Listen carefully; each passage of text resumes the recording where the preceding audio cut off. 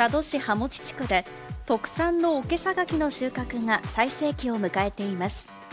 羽持地区では台風による被害がなく、大きさや色づきなどが例年以上の出来になったということです。鬼輪絹子さんの農園でも家族総出で選別作業などに当たっていました。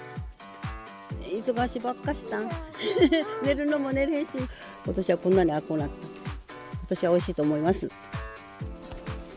JA 羽持は今年おけさ柿の2つの品種で合わせて3400トン以上の出荷を見込んでいます。